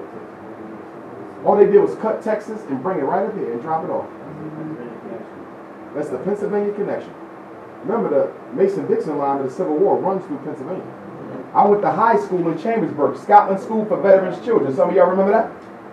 Scotland School for Veterans Children, a military school in Chambersburg, PA, that Governor Rendell closed down a couple years ago. That's where I graduated from high school. That's where my ancestor Fred Douglass met James Brown right before the 1859 raid, Harper's Ferry, Virginia. That's where Martin Delaney, grandfather of Pan-Africanism, was raised. After his parents escaped from the South, they was going to kill his mother and father to teach him how to read. So we want to give our boys a place of their own, a school designed for them. There will be no out-of-school suspension. Can't be anyway, right? Because they living there with them. Oh, I know how to handle that ass. Get out of hand of it. Your mother ain't here. She can't run to that breast. You're mine. We gonna make men. Get them away from these mothers and make men. And ladies, y'all need a break. Let's be honest. Some of y'all burned out. Some of y'all done raised 4 or 5 boys in a row. You are tired. Give them to me. I would love to have it. Oh, Dr. Umar, I'm in special ed. I have a reading disability. I need more help. I've been in special ed for 8 years and you don't have a special ed program, really? You need help? So guess what I'm going to do for you since you need help? Since you need so much reading help, guess what we're going to do? At the Fred Douglass Marcus Garvey Academy for my reading disabled brothers. We're going to have a Saturday school from 6 in the morning to 6 at night. So we can give you all the reading help you need. And then we're going to have a Sunday school. 6 in the morning, 6 at night. Give you all the math help you need. How much you want to bet your son be the best reader in my school in 2 damn weeks? Don't bring them excuses to me. You leave that in your house. You're the one who let them get away with them labels. We will not have that nonsense at the Fred Douglass Marcus Garvey Academy. No, we won't. We're going to have an aviation academy. We're going to teach the young men how to fly airplanes. We're giving them jobs without college. If they want to go to college, we will help them. We will have college prep. We will have a black college tour and a white college tour. Okay? Because some children want to be doctors. That requires college. We're going to support them and make sure they ace that SAT so they can go for free. Some want to be lawyers and psychologists and educators, and we will support them and make sure they ace the SAT so they can get college paid for, so you ain't got to flip that bill. So we will have college-bound children. But for those who say, Dr. Umar, I don't want to go to college, but I do want to make a decent living. Oh, really? Guess where we're going to send him? Lancaster County, Pennsylvania. Thaddeus Stevens College of Technology. State-run school. 2 years, you come out as a licensed plumber, licensed electrician, licensed carpenter, licensed cosmetologist, licensed computer network, licensed HVAC, licensed auto mechanic. Listen to me. One of the biggest mistakes black people made after the Civil Rights Bill of 1964 was we turned our back on the building trades. You know why we turned our back on the building trades? Because once upon a time in America, that's the only thing we was allowed to do. We was never allowed to do nothing else. They didn't let us do white collar. So once we had a chance to go to college, you know what we said? None of our kids ever working no more with their hands. Oh, y'all following me? That's what we did. It was a mistake. And we walked off the blue-collar jobs. And by walking off the blue-collar jobs, we left them open for everyone else to dominate. And that's why when you look around Allentown, most of the new projects being built with your tax money.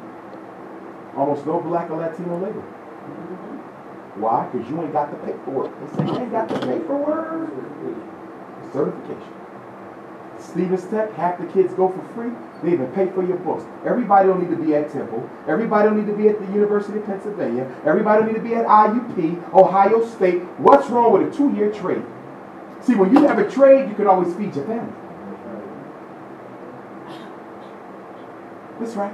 I'm a psychologist. Ain't no black people hiring no psychologists. If white folks ain't hiring, guess what? I'm homeless.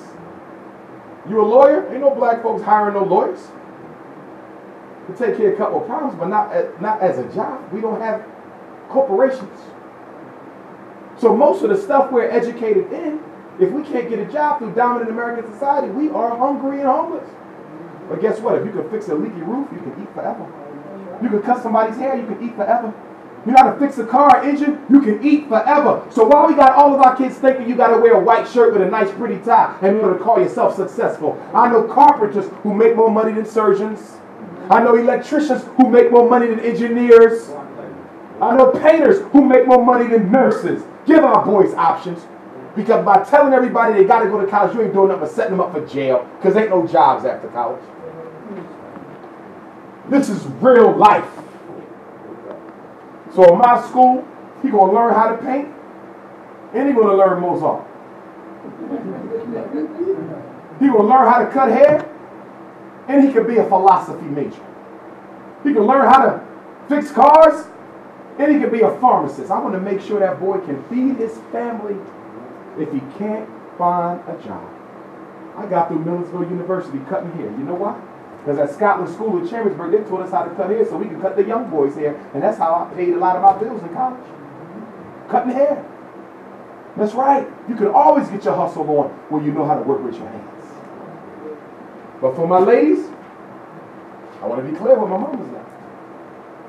When your daughters show up to the Anna Douglas and Amy Garvey Academy for young girls, young African women, she must come with her own hair. There will be no wig, no perm, no process, no straightening comb. no hair color. I'm not picking on y'all ladies. Y'all come from another generation. But for the next generation, we're going to fix it. Now, if her hair is naturally curly like the princess I saw here, that's her hair. But we are teaching our girls to respect and love and honor who they are as black women and stop trying to look like everybody else's women.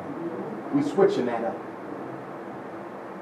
If anybody's interested in working at the school, send your resume to FDMG resumes at gmail.com. Now, some of y'all probably saying to yourself, I'm not a certified teacher, Dr. Umar. Well, we're talking about a private school. Private school cert is different from public school cert. Public school cert, you got to pass the praxis. Private school cert, you ain't got to pass the praxis. For example, in Commonwealth of Pennsylvania, if you want to be a private school teacher, you got to have a bachelor's degree and 18 credits in the subject you want to teach. So let's say you got a brother who got a degree in communications, but he got 18 credits in history. Do you know he can be a certified private school teacher in history? That's how easy it is for private school. I got to look at Virginia's code, because if we're lucky enough to obtain St. Paul's College, we'll be in Virginia. And some of y'all saying, I got to send my son all the way down there. Yep. Virginia ain't that far. Take the ride.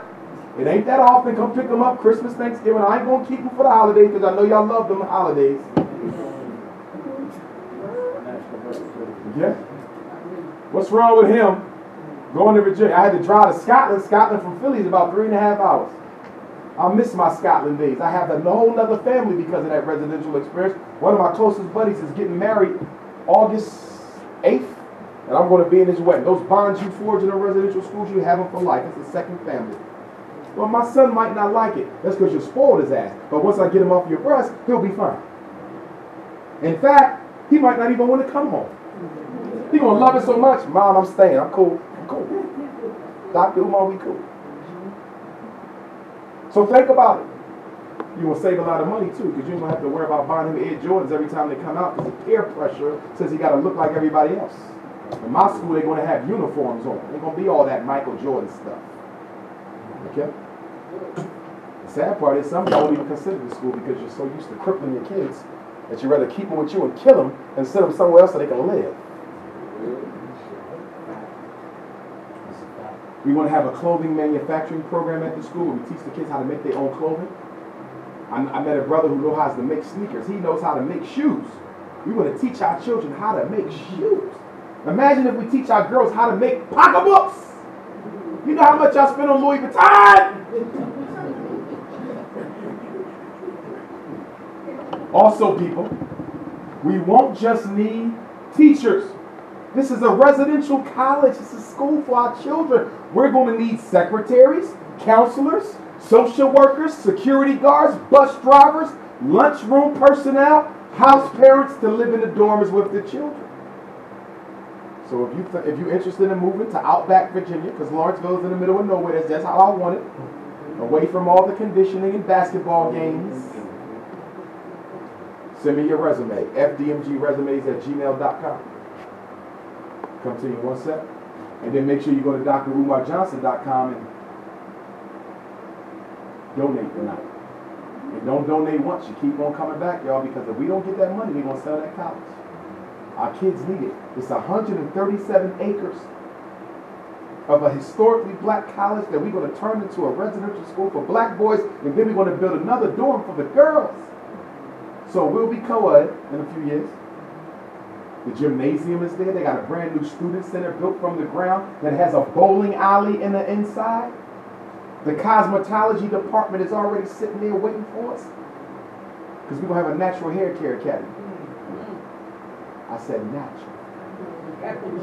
Happy to be natural. Hallelujah. Ancestors! We have a gymnasium, state of the art. The dorms are there. The infirmary is there. The library is there. Beautiful library. 2-3 levels of the library. Lecture hall, auditorium. And brothers and sisters, there's like 15 buildings on that campus. And they asking $2.5 million. That is a steal for a college. Morris Brown in Atlanta just sold for $14 million.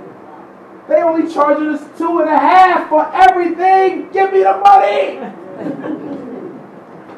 If anybody got a phone number to Oprah or Jay-Z, Call him up! I heard Dr. Dre gave the University of Southern California a $30 million donation. How in the hell you give a predominantly white university that is already filthy rich $30 million when Cheney is in trouble, Southern is in trouble, Central is in trouble, Lincoln's struggling? How do you do something like that, Dr. Dre? Oh, I forgot, but you did used to call yourself a Negro with an attitude. Young lady.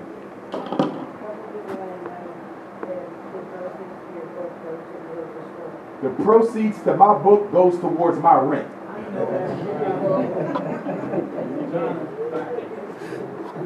Okay? But let me add something to that. And this is what I want to add to that. Guess who pays all the expenses involved in anything associated with the school if you don't give me the money? Guess who laps it fall on? So do those books directly go to the school? No. Do they indirectly go to the school? Hell yeah. When I got to pay my lawyer $2,500 next week so he can do settlement on this contract with the college, guess whose pocket that coming out of? Mine.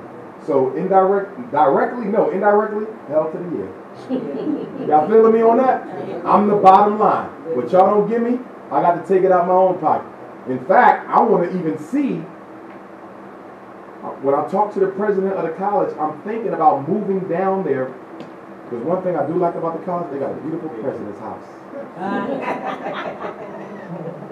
So I'm thinking about moving down to the president's house so I can take my mortgage money that I pay now and use that towards the fundraiser. Y'all follow what I'm saying? I'm trying to go straight hard on this, y'all, because our boys deserve this. How many of y'all in the schools fighting special ed and fighting discipline school and fighting juvenile incarceration? Imagine a school just for your boy. Don't get me wrong, first 30 days, mama, I want to come home. Dr. Umar got me cleaning toilets and stuff. But after 30 days, mama, I'm cool. I said, can you stay home? I'm straight. Excellent. In the final analysis, it's going to be pre-K to 12. In the final analysis. Oh, we're taking it from pre-K to 12. And then guess what else we're going to do? After we got the pre-K to 12 like that, I'm going to have a recovery academy for African American Latino children, 17 to 27, who have made a bad turn in life, might have dropped out of school, might have got on drugs, might have been to jail, and they just out there drifting, homeless, don't know what to do. I'm going to save them from homicide. I'm going to bring them in, put them in the dorm. We're going to educate them, teach them some skills, and put them out there with a business plan so they can make a way for themselves. And then we're going to do an adult education academy. Then we're going to have an academy for young ladies who got babies. Okay, so they can come and stay on campus and get their education, but they're going to have to sign a contract that say you won't have no more. Not on my damn campus. This is not the twerking center. Okay?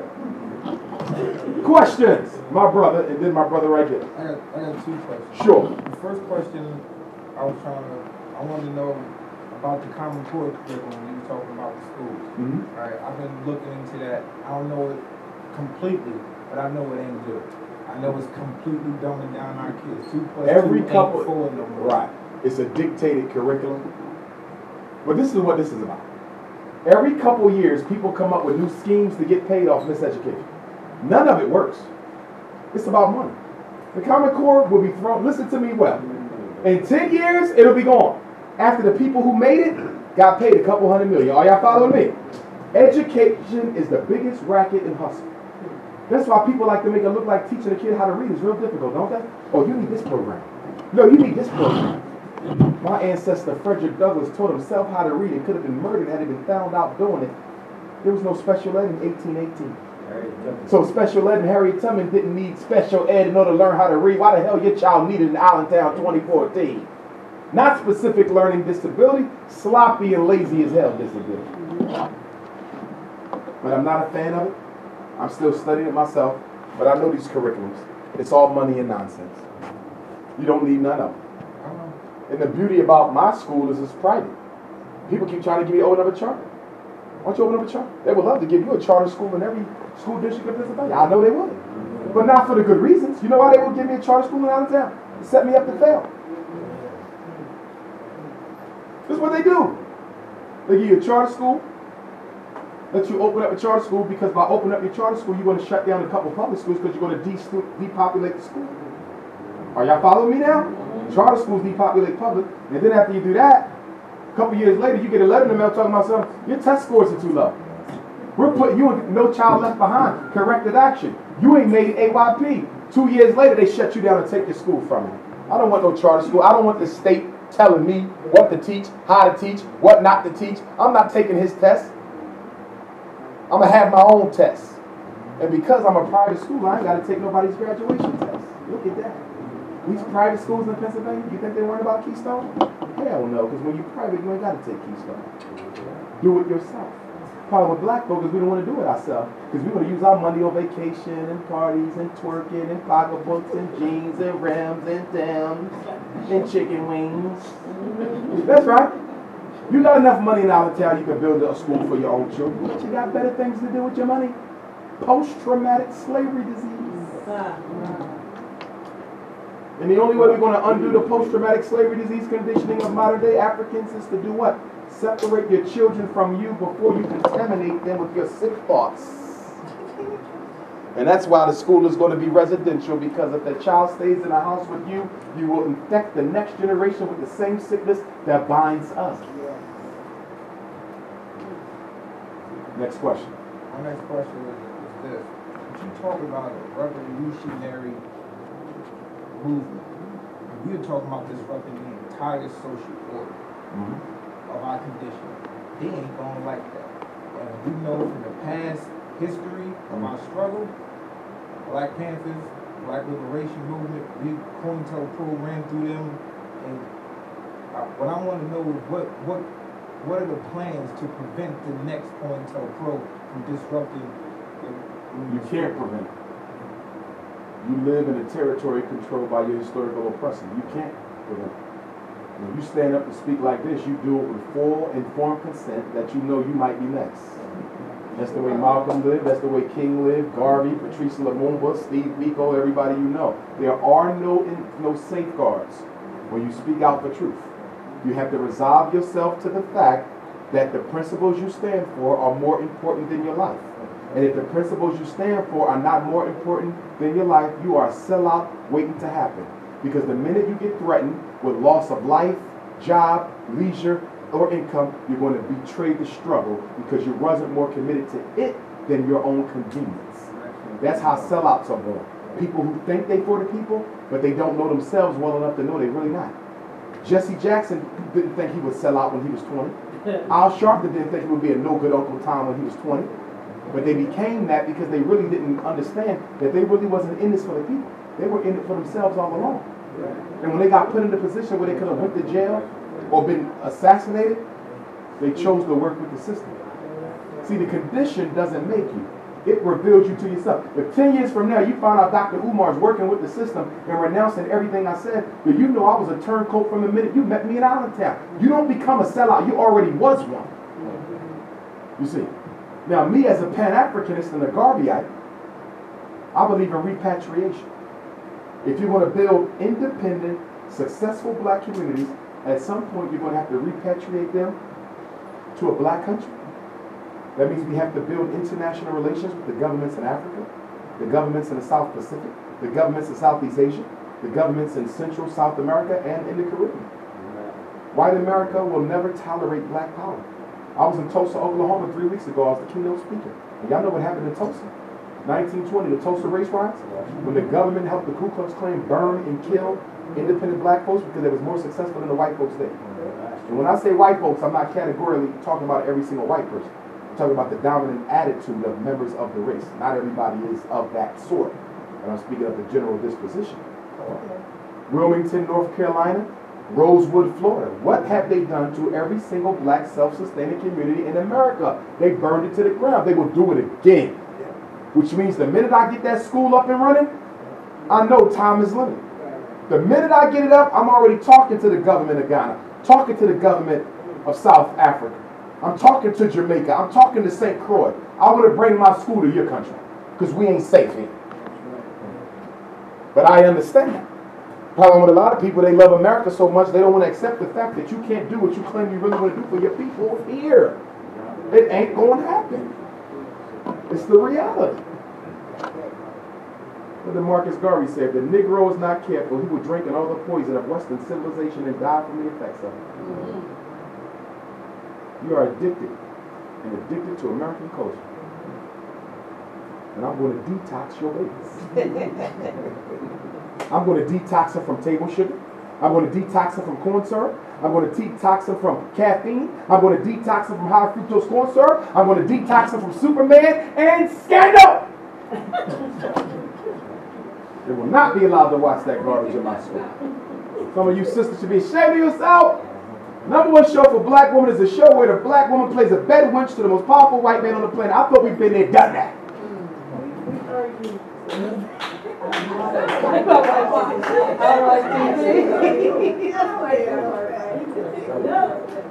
Hallelujah. Questions? We got any more questions? Sir. At the school, you have to have a bachelor's degree to be a instructor, teacher. No, that's only in state regulated academic areas. Let me give you an example. You're going to come to my school and you're going to teach farming. Farming ain't regulated. Are you following me? So you can be the farming instructor. She coming to my school, she going to teach natural hair care.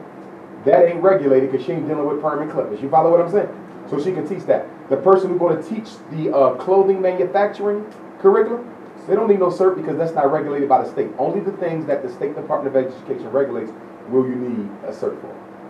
I'm a certified personal trainer. Oh, fitness? Yeah, you can do that without no extra paperwork.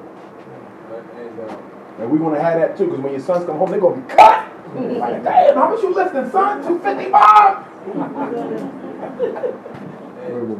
also, do you have anybody in the area fundraising For the school, not in PA, nah.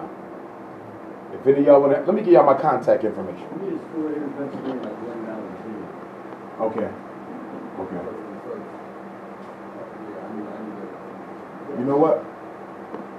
Everybody take out their cell phone. I want you to join my text message club. Take out your cell phone. And this doesn't cost you any money. I pay for it, not you. This is a way that you get all my updates of what Dr. Umar is doing. You're going to open up a fresh text message. I want you to start a fresh text message. And you're going to text Dr. Umar. D-R-U-M-A-R.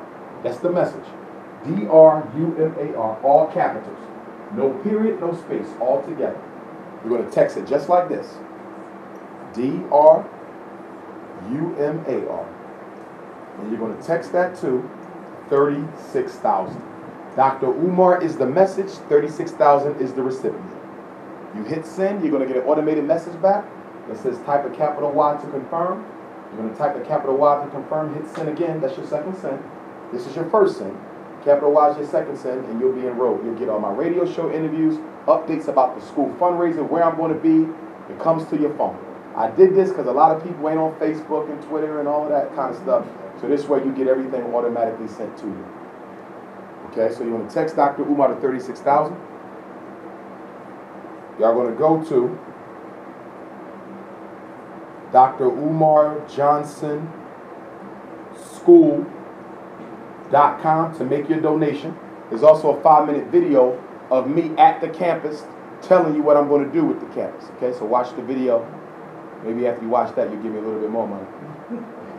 My personal website, where you can purchase the book if you don't get it today, but it's going to take me a couple weeks to send it to you because I'm always on the road. DrUmarJohnson.com. My personal cell phone. This is how you can stay in touch with me. Remember, the text club, you only receive on the text club. Text club, you only receive, okay? If you need to send something to me, you text it to my phone. 215-989-9858. 215-989-9858. Let's say you need me to look at some paperwork for your baby. You got to fax that. If you can email it, you email it. And my email address is just like my website, but you add Yahoo. So email is Dr. Umar Johnson at Yahoo.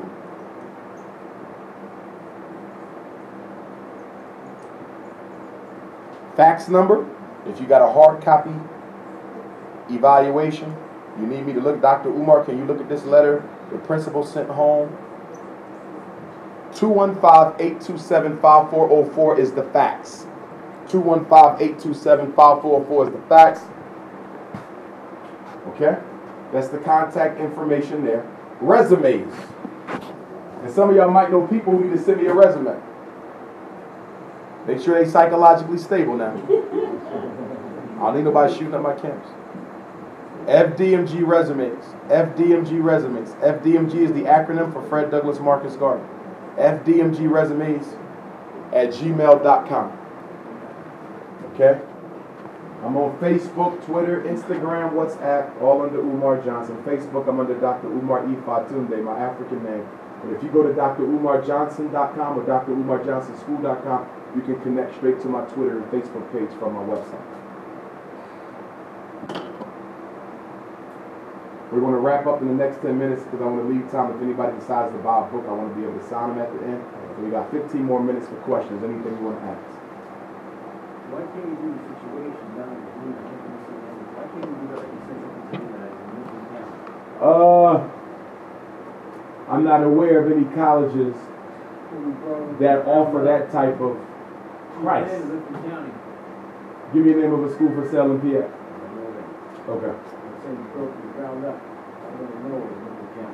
It'd be more expensive though, because I actually have an architect who's designing me a school built from the ground. I don't think I'm gonna find something better than St. Paul's at this time. You know what I mean? Because I wanted to be residential. I do got some people checking out some stuff in Jersey. There's some stuff in New Jersey. I haven't found anything in PA that was available that offered residential possibility. I was looking. Now, if any of y'all know of that, let me know. Because if by chance we don't get St. Paul's, I do want some other options. See, I know of some residential schools, treatment centers, hospitals. It needs to be zoned for dormitory space. So it needs to be a place that was people could sleep there, form a school for the deaf and blind. Anything that's shut down that's large, got some land around it. We got to do farming. I don't want no regular neighborhood school. Them days is over for me. But if y'all know something like that, it might be something in Pennsylvania, because Pennsylvania got a lot of... Yeah. So if y'all know something, let me know.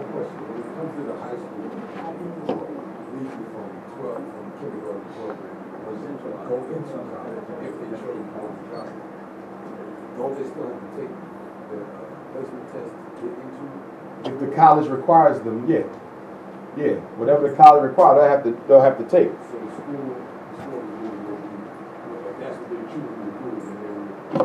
Oh, we're going to prepare them. They're going to be prepared either way, because they might decide to go to college later. You follow what I'm saying? Yeah.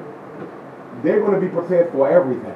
I just want to make sure they understand that going to college doesn't guarantee success, and that they understand that you can be successful without college. You follow me? So yeah, they're going to get all that. They're going to have to go into college stores and everything. They will be exposed to everything. There will be no exemptions to that. Okay. My brother. Say that, I didn't hear you.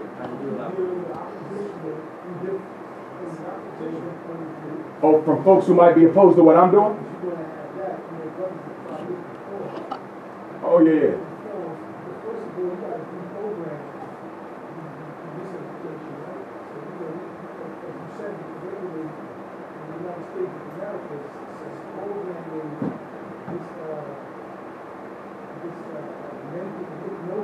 Yes, sir. That's what it is. Social hypnosis.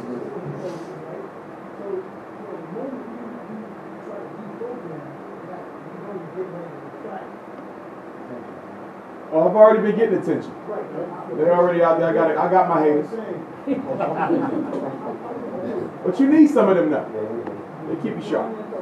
But I know you're absolutely correct. The resistance is going to be there. You just got to move on despite it. No struggle, no progress. That's what Fred Douglass said, you know. So you're correct. It's already there. It's already there. But I think once people begin to see what we're doing, our people, they'll support it. You know what I mean? And I think even when other folks see that we ain't training them to hate, we ain't training them to shoot or kill, we just training them to be successful children, successful adults, I think all that stuff will subside. I just think when people hear me, they get all types of notions about what I'm really about that aren't correct, because people are not used to a black man, especially not one with PhD, being so unapologetically African and not being a hater of other people. We're not used to it. So people got to get used to me because I'm a rare breed. but I'm going to breed thousands of them. Any other questions? All right, Queen. Just a question for you. What is your take on the Harlem school zone? Harlem School Zone, Jeffrey. I respect him what he's doing. I can't give you an honest assessment because I've never been inside. I do know teachers who have went there, have worked there, and I think I met a few parents who had children who attended. And allegedly, from what they're telling me, the public reputation is a farce. I'm being told that our black boys are catching hell in Harlem Children's Home, that they are being special educated in Harlem Children's Home, that they are being ADHD to death and put on psychiatric meds, and that black teachers who stand up for black boys are being fired from their jobs. I met a couple. I don't know if it's true, but I've been told this by several people. It could be wrong. Could be. But that's all I can say on that. But whatever he's doing is not a school on the planet that will be able to touch my students after 2 years after we open. And I will be looking for them. I'll be starting trouble. Where's the best school in China? We want to challenge you to a debate. Where's the best school in Pennsylvania? Your kids are smart? Okay, let's have a math contest. I'm going to show people that education in this country, the quality is garbage. And also in my school, the teachers will not have a union. I am the union. If you don't teach, your ass get fired. One of the biggest problems in Pennsylvania is that you can't fire teachers even when they can't teach. What kind of a job is it that you have your job even if everybody knows you can't do it? Just because you've been doing it for 3 years. Y'all know that's the hustle. The American Federation of Teachers, National Education Association, they are the dictators of public ed. If a teacher has been teaching for 3 years, they cannot be fired unless they do something absolutely ridiculous. But they cannot be fired for being a bad teacher. That's why Americans are at the bottom of the list when compared to other industrialized nations when it comes to academics. You cannot have unions. That's why charter schools do better a lot of times, because charter schools ain't got no union. If you don't teach here, you get fired. But in the public school, you can't get fired. Breeds laziness. Queen. Is there a program up and running for our young men and black men that helps promote not going to get a piece of paper and determine what you're going to do for the rest of your life? Like what you're speaking, not the school, but anything going on in Philly, Jersey. It might be. I travel so much, I can't really say offhand. There's probably a couple things out there. I'm gonna have to think on that. One thing we need to do, y'all, and I know Brother Muhammad got that sign up back there, right? If you didn't sign up, listen to me well. The Allentown Independent Black Parent Association going to have 7 committees, y'all. Special Ed Committee to help fight and protect our special ed kids. A Discipline Committee to help fight against unfair suspension and expulsion in your district. We're going to have a Policy Committee to change the local regulations that are disproportionately affecting our kids. We're going to have a Finance Committee to investigate where the money is going in Allentown, because it ain't going on our babies. We're going to have a Social Committee to support our single parents. We're going to have a Homeschool Committee to work with the parents who want to homeschool their children. And we're going to have a Parent Advocacy Committee. I'm going to come back to Allentown, and I'm going to train some of y'all to be parent advocates. No parent should go to a school meeting by yourself. You should always have another parent for backup. Why? Because schools lie, schools manipulate, schools intimidate, schools bully. So I got to train some of y'all in educational law. If he got to go to a school meeting about his son, he need to be right with him as his advocate. When the school starts saying stuff to him that he knows as the advocate is illegal, he's going to say it.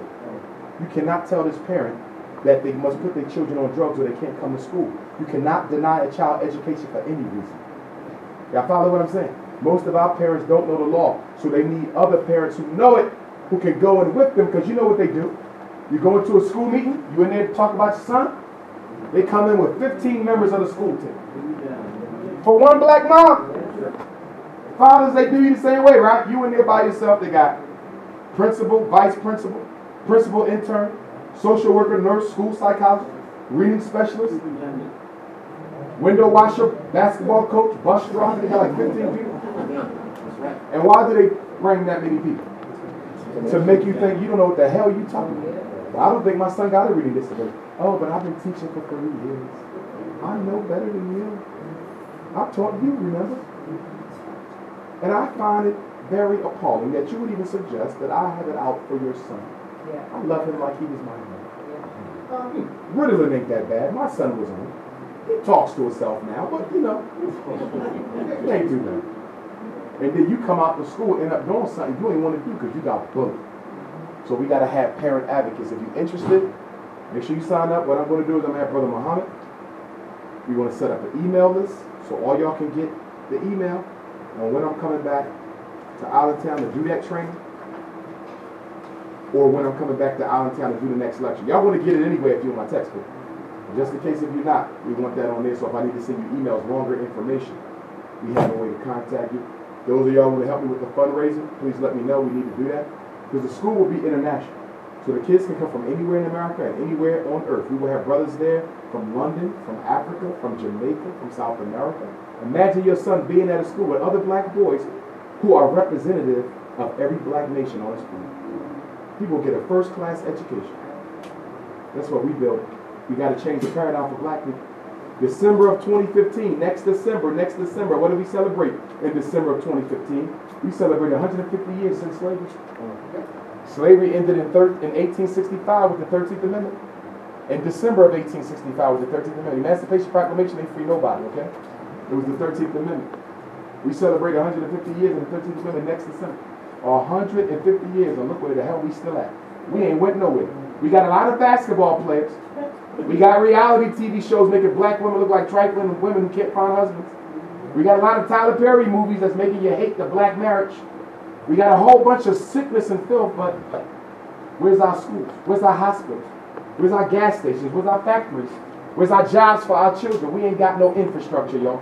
150 years after Harriet Tubman, after Frederick Douglass, after Sojourner Truth, look where we are. And we got to change that. And I'm going to do what little bit I can do while I still got breath in my lungs.